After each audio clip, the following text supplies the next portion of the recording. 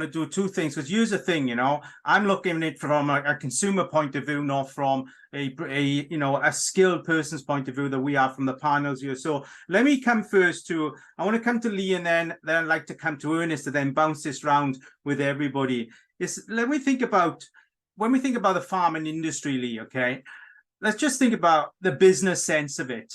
On the business sense calculating skills that's necessary now just to run an everyday business, let alone something the scale of agriculture farming. Do you think that, these guys are having a catch up and they are basically in, stress training to become efficient business people within the farming industry? Because let's face it, I've never seen a farmer networking. Good point. But I think, well, there's a lot of sense in what everyone says. Mike, I think, sort of summarised it very well. But in the farming industry, depending, even when it's intense farming, whether you're using tech or whatever, it is most times near enough a 24/7, 365-day-a-year job. The environment, as in weather, different things like that can affect it, never mind industry. And so to come what Mike said about reverse engineering, it's all right having a good idea at this present moment and thinking it's the holy grail that's going to solve everything. You have to future-proof it. And coming back to what you said about farmers not networking, is farmers are too much in their business rather than on their business. And then if you have to bring a farm manager in to run it, depending on whether you're just doing local produce, in the old days, you'd have like allotments. Some farmers like that, they're just feeding their family. That's been the industry for years. In the small organic farms, as in the everyday farms. And when it comes back to tractors, like 30, 40, 50 acres, small farm. And for upscaling, you could be up to 500 or 600 acres, 1,000 acres, 10,000 acres, depending. Yeah. And Ernest, do you think that we are just firefighting now? Do you think that, it's actually too late to organically, for a word, close that gap? Where, as Lee said, the world population will rise by 50%. Are we too late to make that number, to close that gap? Well, you're really going to put me on the spot with that one, huh, Paul? Mm-hmm. Yeah, well, that's it. I need to think about my grandchildren, eh? The short answer to that is can we produce the food? Yes. The long answer of that is what is the quality going to be as we go forward? Are we going to be able to improve the quality of the food? Are we going to be able to expand that organic farming? Because that's that ratio I was talking about before of available land, because organic farming, again, is here in the States, there's so many regulations to it. And you touched on why is organic farming, why organic products so expensive? Well, it's all the regulations. Every shovel, every cutter, every this, every that has to be triple washed. It has to be bleached. It has to be. I mean, there's so many costs involved. There's only so many insect repellents that can be used and fertilizer that can be used. It's very highly regulated. Mm-hmm. I'd like to think we can. Energy is a huge component, as we talked about before.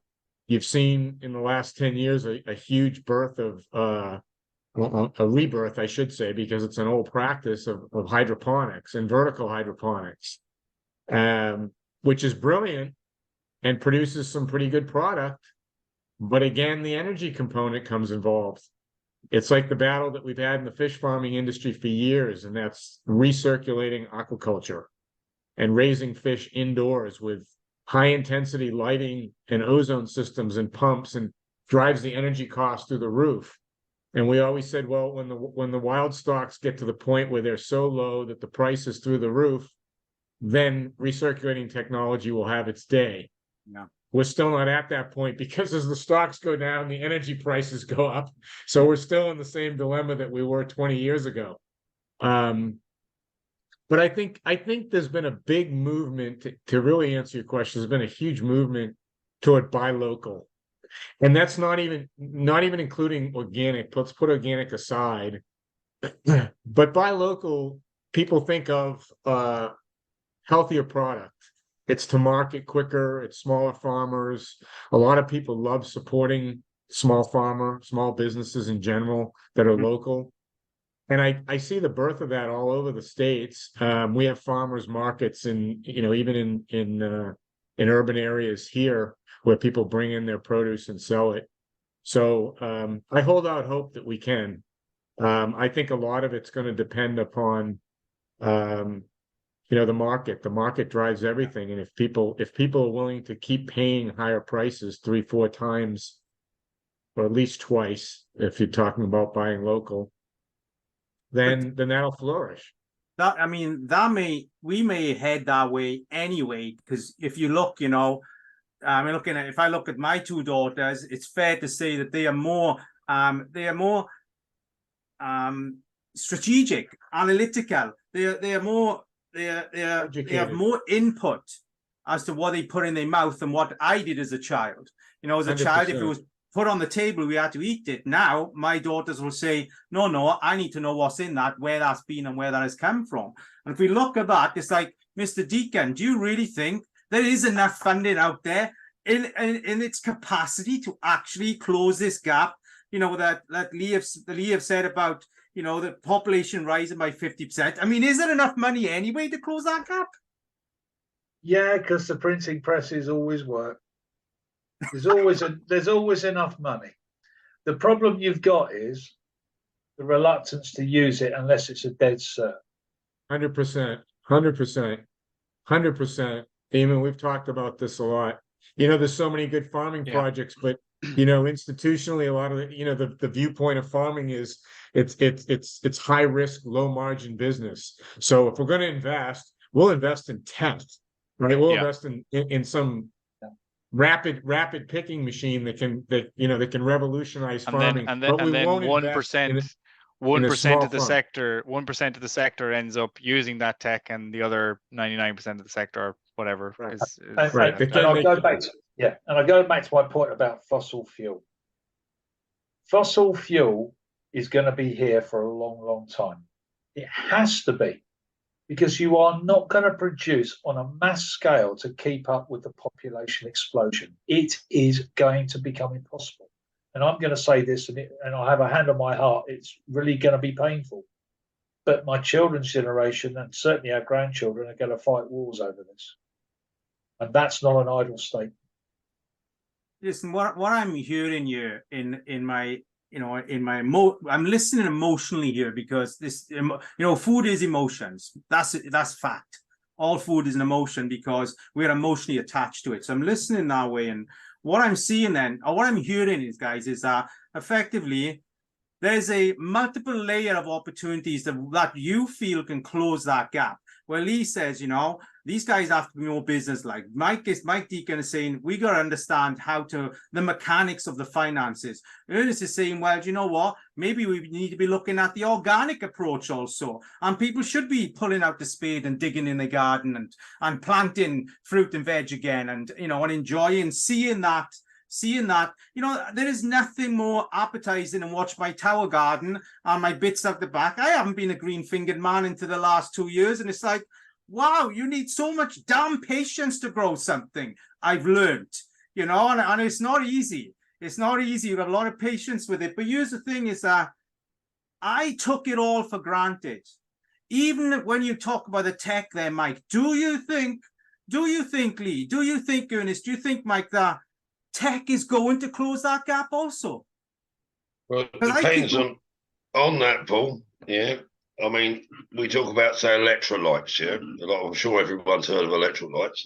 That's electrodes in food. Now, the old organic way, you might put a copper antenna up to put electricity from the atmosphere into the soil, which improves the crop. Yeah, it reduces insects and infestation, and at the same time, you get a bumper crop. So some of the old school ways of doing things are gone. Mm-hmm. And at the same time, yeah, that would increase the harvest, but it depends when we're talking about tech and moving it out into the real world, as in, because it's tech's part of the problem. It's also part of the solution. You've got the tech that'll solve the problem, but you've also got the tech like this, where too many people are now in the 5-minute world, 5-minute mentality, and going out, cutting their grass. We're moving into that environment where that's too hard. We're digging and planting. Sorry, Mike, go on. I was going to add something very interesting.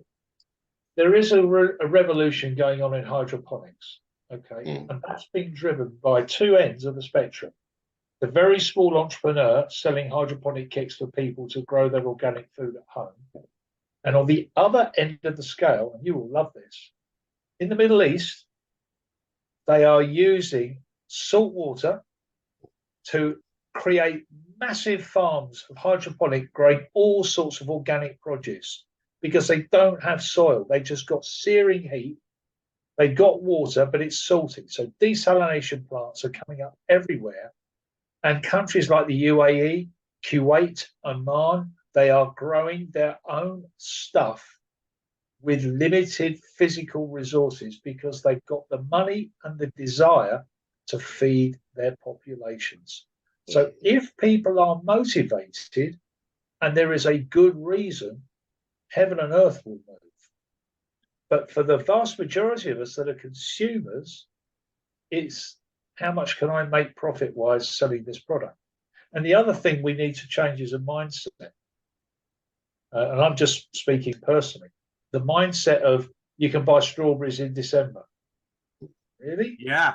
I grew up as a kid, and it was basically parsnips, turnips, and if I was Brussels sprouts, I might get a Brussels sprout at Christmas. It was that good. Yeah, well, seasonal veg made a difference in our lives because it let us know that we were going through a 12-month.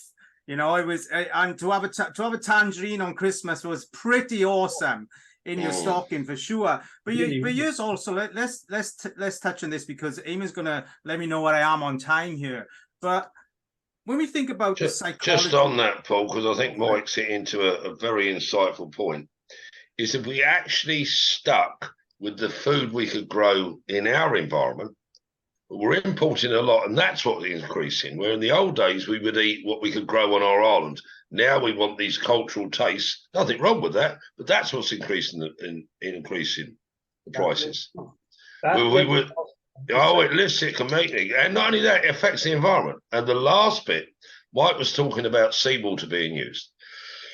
When we increase in the environment, and it wasn't 50% population, it was 50% gap in the population to the food. That's what the FAO reckons. The last bit on it is one of the reasons we've got environmental change is there's less water, fresh water in the environment now than there ever was in our history. Correct. We've got it in our hot water systems, in our attic tanks. There's loads of seawater, but the fresh water is diminishing. That's affecting agriculture. And then we've got to innovate. When the population goes up, there's going to be less water again. And that's why the planet's increasing. The water in fresh water has gone down. It's the seawater that's risen, they reckon. But with what Mike was saying there about, like, if we repurpose the seawater and actually replenish the water that we've got sitting on shelves in supermarkets, in our attic tank, in our hot water system, that would help the agriculture system, because the old irrigation for lands, the water isn't there for it anymore like it used to be. Sorry, it was just to add on to what Michael said there, because I think Mike's point was very valid. Thank you. And we're going to call just quickly. Ernest, go for it, my friend. Yes, one other point. It's not related to your question about the technology point, but there's another issue that, and I keep going back to quality, but our farmland here has been farmed. Most of it's been farmed for decades, multi-generation farms, and what we found is our topsoil is gone. The quality soil that we grow crops in is gone. I go through the Florida Redlands when I had our fish farming operation, and you'd see crops, tomatoes, peppers, yellow squash, grown almost in rocks. It was gravel. How are they doing that? Well, it's almost hydroponics in the ground. Mhm. Every 3 times a week, you see someone on a 20 sprayer bar with a gas mask down to his chest, spraying either fertilizer or pesticide. So the soil is not soil anymore; it's gravel. It's holding the roots of the plant, and you're eating a crop that's raised all on fertilizer. And they ran data and they showed that spinach, if you ate a bowl of spinach in the 1950s, you would need 7 bowls of spinach today to get the same amount of iron that you consumed with 1 bowl of spinach in the 50s. That tells you a lot about our food quality. That is scary stuff, Ernest. I heard something very similar. With a bowl of salad, you would need to have something like, I don't know, 15, 20 bowls of salad to make up for the same bowl we had in the 50s there. This has been a fantastic deep dive. It's been amazing. And so this was our second portion. If you are listening to this, there'll be another 2 portions coming on. So watch out for those coming in the next couple of weeks. And of course, we have our next event, which is Get Funded on the 5th of October. Be there. There's going to be lots going on. And we are diving into one of the most important matters of our lives, what goes in our mouth and where it comes from. Happy days. See you soon, guys. All that energy, all that fossil fuel, the fertilizer, all that component goes into those products, and it gets thrown away. The brands in the open market, it might be the wrong thing to say, I think they need to be more responsible. No such thing as a low margin there, mate. Do you know what I mean? It's like, hang about. We have to take that away. Let me give you a real example. Okay, how much does a dairy farmer in the UK get for a litre of milk? Competition for capital is intense. It's high risk. You need your offtake agreements. You need your contract. But we created the problem.